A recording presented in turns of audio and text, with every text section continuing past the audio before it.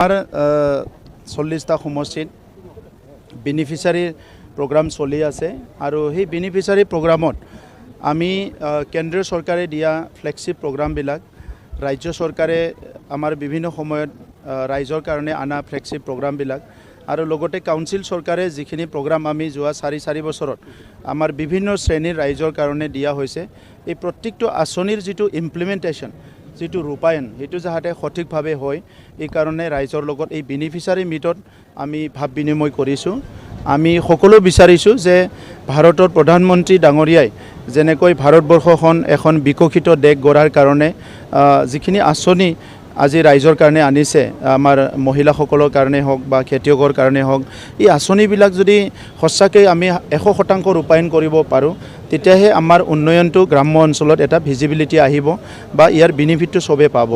অসমৰ মুখ্যমন্ত্ৰী ডাঙৰীয়াই আজি আমাৰ সেল্ফ হেল্প গ্ৰুপৰ বাইদেউসকলৰ পৰা লৈ পেলাই বিভিন্ন শ্ৰেণীৰ ৰাইজক যিখিনি আঁচনি দিছে সেইখিনি ভালকৈ ৰূপায়ণ হ'ব লাগিব। ৰেচন কাৰ্ড আধাৰ কাৰ্ডৰ পৰা আমি PM কিষাণৰ পৰা লৈ পেলাই শ্ৰমৰ পৰা লৈ পেলাই সকলো ভালকৈ ৰূপায়ণ হ'ব লাগিব আৰু BTR চৰকাৰৰ পৰা আমি যিবিলাক আঁচনি লৈছোঁ পিক মিছনৰ পৰা লৈ হেণ্ডলুম মিছন চেৰিকালচাৰ মিছনৰ পৰা লৈ পেলাই বডোফা লাইভলিহুড মিছন এইবিলাক সঠিকভাৱে ৰূপায়ণ হ'লে ৰাইজৰ বহুত লাভ হ'ব।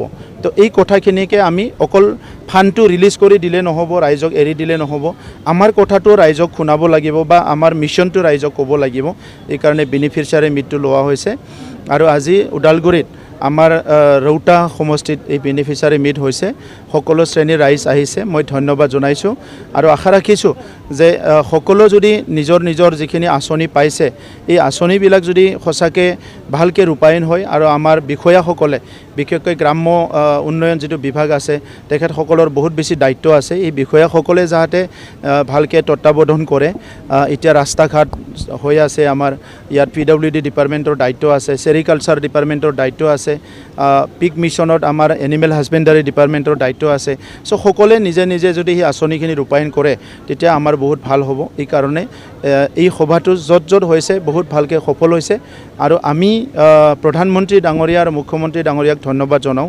এই আঁচনিবিলাক কম সময়ৰ ভিতৰত আমাৰ অঞ্চলত আহি পোৱাৰ কাৰণে আজি BTR চৰকাৰখনে ইয়াৰ মনিটৰিং বা ইয়াৰ ইমপ্লিমেণ্টেশ্যনৰ দায়িত্বটো লৈ পেলাই খুব ভালকৈ আমি আগুৱাই নিব পাৰিছোঁ। ছাৰ, শেহতীয়াকৈ দেখা পোৱা গৈছে যোৱাকালিৰ পৰা আমাৰ বিজেপিৰ মন্ত্ৰী তথা বন্ধুত্বপূৰ্ণতে আছে যিহেতুকে জয়ন্ত মল্ল বৰুৱাই ৰিজৰ্টত হাগ্ৰামা মহিলাৰ প্ৰায় 2 ঘণ্টাতকৈ অধিক দুটা বৈঠকত মিলিত হৈছিলে, কিন্তু সাংবাদিকৰ পৰা গোটেই কথা কোৱাৰ পৰা তেওঁ বিৰত আছে। এই ক্ষেত্ৰত কিবা এতিয়া চাওক, সাংবাদিকৰ কথা কোৱাৰ পৰা বিৰত আছে যেতিয়া মই কেনেকৈ গম পাম, মইতো তাত নাছিলোঁ। যিটো ওলাই পেলাই কৈছে হাগ্ৰামা মহিলাৰী ডাঙৰীয়া কোৱাটো দেখিছোঁ যে তাতে Apdcl এটা প্ৰজেক্টক লৈ পেলাই কিবা চলি আছে সেইটো লৈ আলোচনা কৰিছোঁ বুলি। তো আলোচনা কৰাৰ চবৰো অধিকাৰ আছে, আলোচনা কৰাৰ চবৰো কি আছে কি আলোচনা কৰিব পাৰে। এটা দলে আনটো দলৰ লগত আলোচনা কৰাটোতো কোনো ডাঙৰ কথা নহয় আৰু ৰাজনীতিত সেইটো চলি থাকে। তো সেইটো লৈ পেলাই মই বেলেগ লেফ্ট এণ্ড ৰাইট চিন্তা কৰিব বিচৰা নাই। আমি নিজৰ কাম কৰি আছোঁ, চবে নিজৰ নিজৰ কাম কৰি আছে। পৰ্বতজোৰাৰ প্ৰতিবাদটো ইতিমধ্যে আমি 4বাৰকৈ ইয়াৰ মেপটো সলনি কৰিলোঁ আৰু তাত ৰাইজৰ কোনো ঘৰ বা কোনো নিজৰ মাটি তেনেকুৱা ইয়াত অহা নাই। Apdclৰ ডাঙৰ প্ৰজেক্ট এটা আমি পাইছোঁ, সেইটো বহুত ডাঙৰ 18,000 কৰোৰৰ আৰু আমি ক'ব পৰা সময়ৰ পৰা তেনেকুৱা ডাঙৰ প্ৰজেক্ট আমাৰ তাত কেতিয়াও অহা নাছিলে আৰু তাত হাজাৰ হাজাৰ মানুহে এমপ্লয়মেণ্ট পাব। তো এটা গাঁৱৰ ৰাইজে তথা অলপ অশান্তি হৈ আছে, তেখেতসকলৰ লগত আমি আলোচনা কৰিম। মাজতে তেখেতসকলৰ কিছুমান গাঁওবুঢ়া কিছুমানৰ লগত আলোচনা কৰিছিলোঁ আৰু তেখেতসকলে বুজি পোৱা বুলি কৈছে, কিন্তু দুদিনমান অলপ তেখেতসকলে অলপ ৰিয়েকশ্যন কৰি আছে। তাত আমাৰ অফিচাৰসকলে আলোচনা কৰি আছে আৰু কিছুমান মানুহ যাই পেলাই অলপ তেখেতসকলক প্ৰভোকো কৰিছে, চাকৰি বাকৰি নাপায়, কিবা নাপায়, মাটিবিলাক যাব, এইবিলাক কথাও কৈ আছে আৰু সেইকাৰণে অলপ তেখেতসকলে প্ৰভোক হৈছে। মই ভাবোঁ আলোচনাৰ মাধ্যমেৰে এইটো সমাধান হ'ব আৰু আপোনালোকে দেখিছে 4 বছৰত আমাৰ চৰকাৰৰ কোনো ইণ্টেনশ্যন নাই, এটা পৰিয়ালকো আমি কষ্ট দিয়াৰ ইণ্টেনশ্যন নাই। আমি শান্তি বিচাৰি অহা চৰকাৰ, আমি শান্তি সম্প্ৰীতি নিৰাপত্তা বিচাৰি অহা চৰকাৰ, গতিকে আমাৰ তৰফৰ পৰা কোনো কষ্ট নাপাব। তেনেকুৱাই কিবা থাকিব পাৰে, পিছত গম পাব, আজি নকওঁ।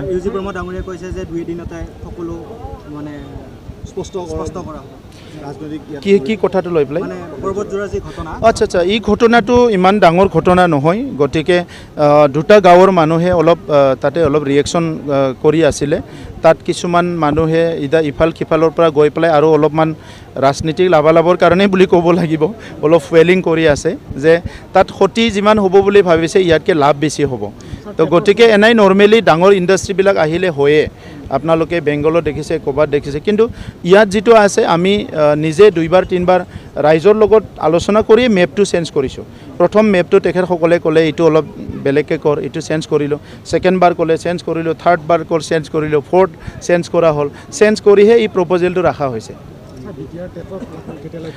চাওক PGT আৰু GT টেটটো একদম 2-3 দিনৰ ভিতৰত হ'ব আৰু এপইণ্টমেণ্টটো আমি মেক্সিমাম 10 দিনৰ ভিতৰত দিয়াৰ কাৰণে চিন্তা কৰিছোঁ আৰু যিটো এলিমেণ্টাৰী আছে ইয়াৰ SIUটো আজি বা কালি এই 2 দিনমানত আহি যাব অহাৰ লগে লগে আমি এলিমেণ্টাৰী টেটৰ এপইণ্টমেণ্টটো উইদিন শ্বৰ্ট টাইম আৰম্ভ কৰিম কাইলৈ আপুনি ভাষণ প্ৰসংগত কৈছে কাইলৈ আকৌ অধিক BTRখন আগুৱাই নিয়াৰ ক্ষেত্ৰত কাইলৈ আপুনি বিভিন্ন ধৰণৰ আঁচনি অহাকালি প্ৰায় 300 আঁচনি মই ঘোষণা কৰিম এই আঁচনিখিনি বিভিন্ন অন্তৰ্গাঁথনি আঁচনি সেই আঁচনিখিনি ৰেডি হ'ল এপ্ৰুভ হ'ল গতিকে অহাকালি মই বড়োলেণ্ডৰ 5টা ডিষ্ট্ৰিক্টত বিভিন্ন অঞ্চলত হ'বলগীয়া বিভিন্ন আন্তঃগাঁথনি নিৰ্মাণৰ কাৰ্য এইটো অহাকালি ঘোষণা কৰিম